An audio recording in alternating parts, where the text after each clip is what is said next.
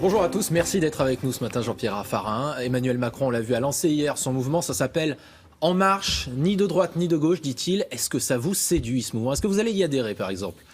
Oh, il n'en est pas encore question, mais disons que ça va plutôt dans la bonne direction. Ça fait un pèlerin de plus sur le chemin central de la République. Je crois que c'est pas mal, ça apporte un peu de sang neuf, ça fait peut-être bouger un peu le vieux socialisme. Et puis, au total, je ne vois aucune incompatibilité entre Emmanuel Macron et Alain Juppé. Donc là, il y a peut-être pour l'avenir des signaux intéressants.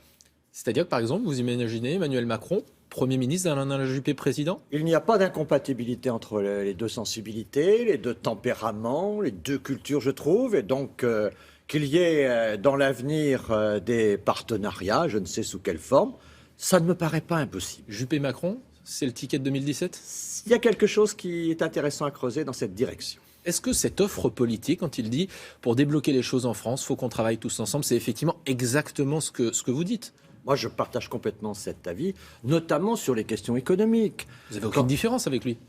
Pas beaucoup. Il est venu pencher devant la commission des affaires étrangères du Sénat que j'ai l'honneur de présider. Et en effet, j'étais d'accord avec lui sur un grand nombre de choses. Son problème, c'est qu'il est à l'intérieur d'un gouvernement qui ne fait pas ce qu'il dit. Et lui n'a pas beaucoup de liberté. Donc pour le moment, il est un peu virtuel, Emmanuel Macron. Il propose un certain nombre d'idées, mais il est quand même en marge de l'action, en marge du dur, en marge de les réalités. Vous lui dites quoi? Rejoignez Juppé?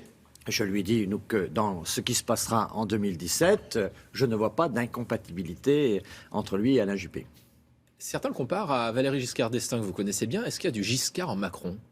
Il y a cette forme de clarté, d'intelligence précise, de dessin de l'avenir au très fin. Je pense qu'il y a en effet une certaine forme de puissance. Mais il n'en est qu'à tous ses débuts. Il ne faut quand même pas tout lui donner tout de suite. Il faut qu'il fasse ses preuves. Pour le moment, Macron, c'est une promesse. Donc il va falloir nous montrer un peu concrètement ce qu'il peut faire. Disons que la promesse va dans la bonne direction. En marche, les pèlerins, moi j'aime ça, et ça me paraît utile d'être en avant. Mais quand vous le voyez, vous l'entendez, vous lui prédisez un destin présidentiel, vous dites qu'il a la carrure d'un futur président? C'est encore trop tôt, il n'a pas encore fait véritablement ses preuves. Donc, je vous dis, c'est quelqu'un qui est une promesse politique, il y a des choses intéressantes et je crois qu'il lui manque aujourd'hui d'avoir des libertés pour agir. Et je pense qu'en 2017, il va falloir réformer profondément, fermement la France. Il va falloir le faire vite, on aura besoin de tous les talents. Il peut en être. Justement, 2017, si Alain Juppé l'emporte comme vous le souhaitez, est-ce qu'il y a un mode d'emploi de la réforme? Comment ça se passe dès les premiers mois? Est-ce que vous travaillez dessus? Est-ce que vous préparez cela? Bien sûr qu'on travaille sur ce sujet. Il faut aller très vite. Nous proposons, moi c'est ma conviction personnelle, nous verrons ce que tout ça va devenir. Mais moi ce que je propose, c'est qu'on décrète un état d'urgence pour la réforme nationale. C'est-à-dire que pendant 18 mois, on raccourcit les délais de moitié, on supprime la navette parlementaire, on gagne du temps pour que les engagements qu'aura pris mon candidat, c'est-à-dire Alain Juppé, pour que ces engagements soient tenus. Alain Juppé, je dirais qu'il est central en politique, il est à droite en économie. À droite, ça veut dire des réformes économiques majeures. Vite, dans les 6 premiers mois, l'essentiel. Et dans 18 mois, une action prioritaire pour l'emploi. C'est ça la cohésion sociale. Il n'y a pas véritablement d'intégration dans notre société sans emploi. C'est vrai pour les jeunes, c'est vrai pour les seniors, c'est vrai pour les uns et les autres. Il faut soutenir l'emploi. Et de ce point de vue-là, se mettre tous autour de la table pour l'emploi, ça a toujours été ma détermination. Le député Jacques Millard s'est lancé dans la course à la primaire à droite. On en a à plus de 10 candidats. Est-ce que ça ne devient pas ridicule?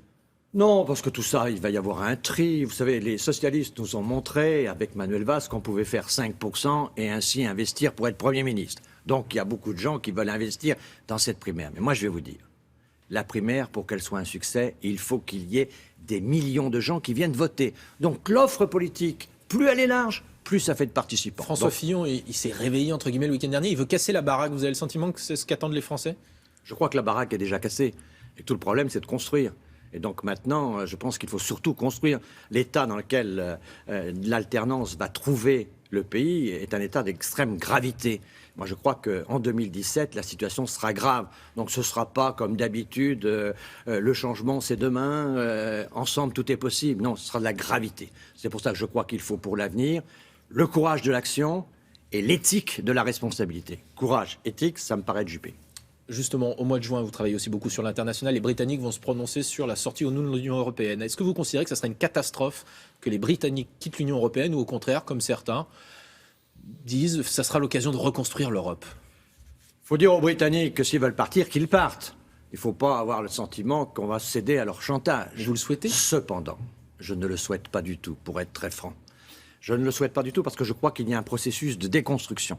Quand vous commencez à déconstruire, ce qui a été très difficile à construire pendant des décennies et des décennies, si vous commencez à déconstruire, c'est-à-dire qu'un pays sort, comment vous allez dire aux Français, par exemple, qui veulent quitter l'Europe, qu'on ne va pas faire un Frexit, ou aux Néerlandais qui sont en ce moment en train de contester l'Europe, qu'on ne va pas faire un traité pour que les Pays-Bas quittent l'Europe. On va déconstruire. Et quand on commence à déconstruire, attention, on déconstruit l'Europe. Et qui vous dit qu'on ne va pas déconstruire ensuite la nation, le régionalisme, les Catalans qui souhaitent devenir cette belle Aquitaine, qui est une nouvelle grande région avec aujourd'hui la taille de l'Autriche? On part dans des processus qu'on ne sait pas si on les maîtrisera. Donc moi, je suis pour une construction européenne renouvelée, différente. Et personnellement, je pense qu'il faut partir du franco-allemand et chercher aujourd'hui une approche fédérale, dynamique entre la France et l'Allemagne. Par exemple, un groupe, une assemblée franco-allemande pour faire des investissements communs, faire des choses en commun, du franco-allemand, et repartir avec un franco-allemand, parce que le problème de l'Europe, on l'a construit ensemble, avec les autres. Il ne suffit pas de dire « moi je veux, moi je peux », il faut convaincre les autres. Et pour commencer, il faut convaincre l'Allemagne. Comment vous jugez les premiers mois de Jean-Marc Ayrault au Quai d'Orsay? Est-ce que c'est un bon ministre des Affaires étrangères? Il est sérieux et crédible. Donc je pense qu'il y a beaucoup de sujets dans la politique étrangère aujourd'hui. Je ne suis pas satisfait de voir qu'on s'est trop aligné sur les Américains dans bien des circonstances, qu'on n'a pas construit avec la Russie le dialogue qu'on devait construire, que nous sommes engagés au Levant sans beaucoup de résultats, que nous avons des grandes inquiétudes sur l'avenir du Maghreb, que la question libyenne est difficile. Donc il y a beaucoup de travail, c'est clair. Que Laurent Fabius? Pardon? C'est un meilleur ministre que Laurent Fabius? Nous verrons, c'est encore trop tôt pour le dire, mais je pense que dans le passé, on a eu des inflexions qui étaient un peu trop pro-américaines et que maintenant, il faut revenir à la politique d'indépendance de la France. On veut avoir l'action au Moyen-Orient, mais on n'a pas à être dans la bataille entre l'Arabie Saoudite et l'Iran. On n'a pas à être dans la bataille entre la Russie et la Turquie. Nous devons être une force d'équilibre pour la paix. Merci beaucoup Jean-Pierre Raffarin. C'est à vous William. Il avait une petite demande, Jean-Pierre Raffarin, il voulait savoir qu'on pouvait décaler les 4 vérités, il trouve que c'est un peu tôt. On est en réunion, on va voir ça, monsieur Raffarin, on va voir. Je ne suis pas optimiste, hein. J'ai bien peur que ça soit toujours aussitôt. Va créer une commission. Je vais créer une commission, bien sûr, et une sous-commission, et je vous tiens au courant. Merci. Merci beaucoup de votre visite. Dans un instant, on va se pencher sur une nouvelle innovation qui a été repérée par Yann Lavoie.